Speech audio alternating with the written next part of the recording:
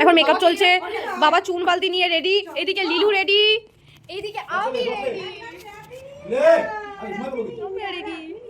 New ইয়ারের প্রস্তুতি নিতে রাত 12টার 1-1.5 ঘন্টা আগে থেকে আমরা সবাই প্রিপারেশন নেওয়া শুরু করে দিয়েছিলাম যে কে কী করব। তাই বালতি হাতে একদম বেরিয়ে পড়েছি, আর বাবা এদিকে তো বাজি ফাটাতে শুরু করে দিয়েছে। এই দেখো, আমি কিন্তু জল ভরতে না, আমি বালতি ভর্তি চুন নিয়ে লিখতে গেছি। কী লিখবো বলতো? Happy new year. তো এত বড় রাস্তায় লিখতে লিখতে যে কতবার গাড়ি এসে আমাদেরকে ডিস্টার্ব করেছে সেটা তোমরা আগেই দেখতে পাবে। এই দেখো, লিখতে না লিখতেই গাড়ি চলে এসেছে। ঠিকভাবে যদি না লিখতে পারি বলো তো ভালো লাগবে?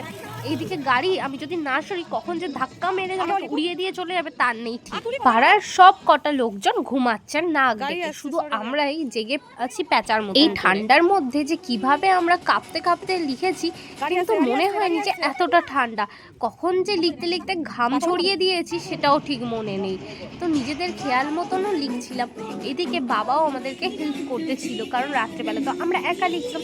যাই হোক, লেখাটা কেমন হয়েছে জানাবে কিন্তু তোমরা।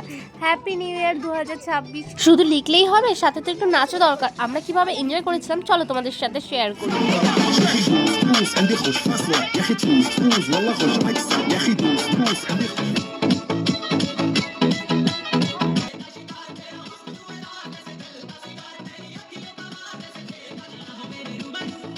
আগের বছর নয়, এবছরও আমরা নিজেদের মতন করে নিজেরাই আনন্দ করতে পেরেছিলাম। আমার মনে হয় কেউ যদি তোমার পাশে না থাকে তো না থাকে, যদি তোর ডাক শুনে কেউ না আসে তবে একলা চলো। তাই নিজের ফ্যামিলির সাথে একদম চুটিয়ে আনন্দ করেছি।